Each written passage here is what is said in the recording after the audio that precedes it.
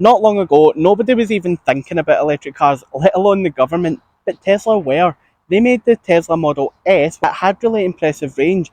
They could have made a really rubbish one because there was very little competition at the time, but they really went all out and made the best car that they could, and it put their name on the map. Everyone has been slightly obsessed since, and then they branched into other markets, creating SUVs like the Model X and Y, and then the Model 3 as well, which was a more sort of compact saloon for families. Since then, electric cars have been popping up all over the place and they're just getting better and better. Some of them are actually taking Tesla by surprise, and this new Model 3 is a bit of a reaction to that because they're scared they're going to lose their top spot. So let's have a look and see what's different about this Model 3 and if it's good enough to keep the EV crown. The new Tesla Model 3 sees a slightly updated exterior.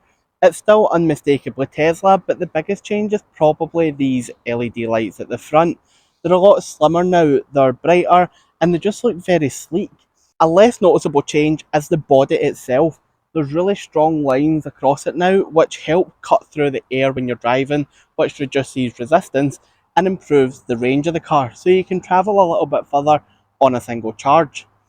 There's also new paint colours, including this stealth grey, which replaces midnight silver, and there's also ultra red, which replaces red. Now it's not nearly as red as these very angry looking razor sharp LED lights that are new at the back here, along with this modern lettering. And if we just open this up, you'll see there's loads of space here with 594 litres in the boot and a further 88 litres of space in the front boot, which is good for carrying your charging cables. Inside is where most of the changes take place.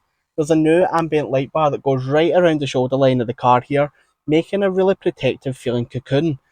To my surprise, it doesn't actually cause glare in the windshield when you're driving at night, which is excellent, and you can turn it off as well if you don't like it. These seats are also new. All of them are heated and the front two are ventilated. And the whole cabin's just really filled with premium materials. Everything feels so soft to touch. And even these covers here for the cup holders are made of real aluminium. When you open them up, there's a huge storage space down here, as well as your two cup holders, and even more storage in here. And this also hides a USB-C port, which is good enough to charge your laptop. There's two wireless phone charging pads down here as well, which are propped up at an angle so your phone can face you, which is quite good actually. More cars should have that. Now you probably noticed there's not a lot of anything in here really. It's quite empty, very minimalist.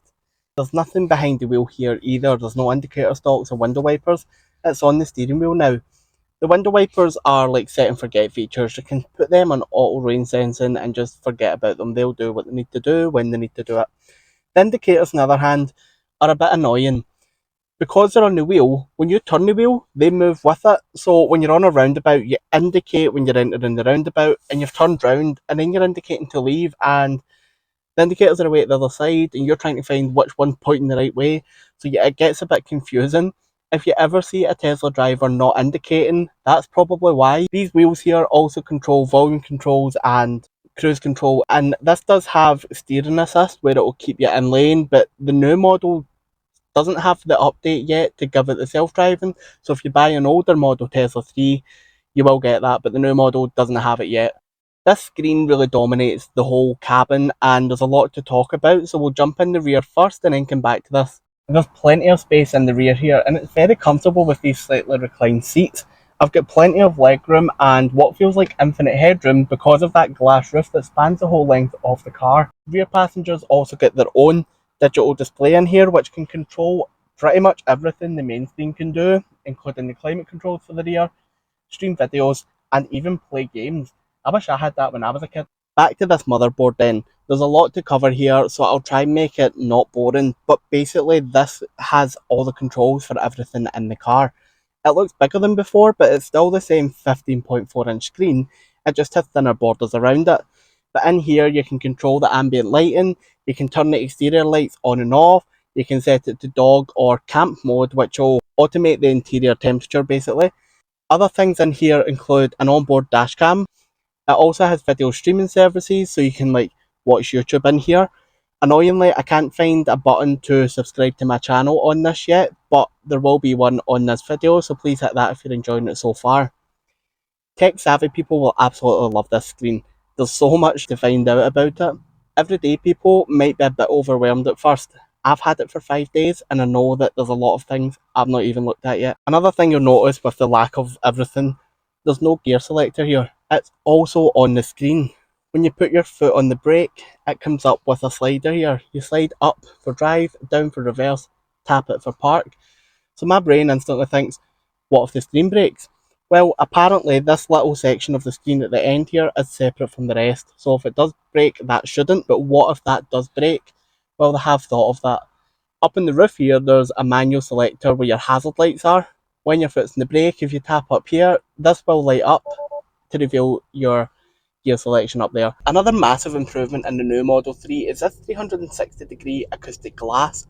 Now, it really helps reduce the wind noise, road noise, and just ambient noise inside the cabin. EVs are known for being very quiet because there's no engine, and this just makes it even quieter. It also helps the sound system in here. The long range is ridiculous. It has 17 speakers, 2 subwoofers, plus 2 amplifiers, so it brings you a concert on wheels. It's great. The suspension setup has been changed with new parts added so that it's even quieter as well. It really absorbs the road and it handles really well around bends. Now, this Model 3 long range has the dual motor, which also gives it all-wheel drive. It's good for a 0 to 60 sprint in just 4.2 seconds. If this was a Model 3 performance, then you would get slightly less range at 328 miles from a single charge, but you would be able to sprint from 0 to 60 in just 2.9 seconds, which would just churn your stomach. And while that would be super exciting, there's just no need for it at all. This long range version is the sweet spot here. It ticks all the boxes and I think it's all you need.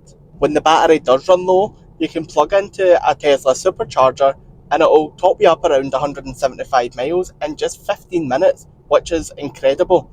However, a normal charger anywhere else will only give you around 44 miles of driving range for every hour that it's plugged in. Thankfully, Tesla has a Go Anywhere feature built into their cars, so when you put in the sat nav that you're going a long journey, it'll calculate if and when to stop and where the best charger will be. It'll also tell you if there's a wait time for it and how much it costs. So all of that does just help plan long journeys and make it a bit easier to live with an EV. There's a really handy app as well for your Tesla. Now, this is genuinely quite useful. You can check if your car's locked or not and do it from your phone. You can set the interior cabin temperature before you get in, so if it's a hot or cold day, you can heat it up or cool it down before getting there. And also, if you plugged your car in and went for a spot of lunch, you can check the charge status of it so you know when to return to your car. So it is pretty handy. So you can tell the new Model 3 was built by very clever people who love their tech. That interior display is one of the most feature-packed things I've ever seen in a car. And that modern interior with everything on the steering wheel or the screen takes a bit of getting used to, but I'd imagine over time you will.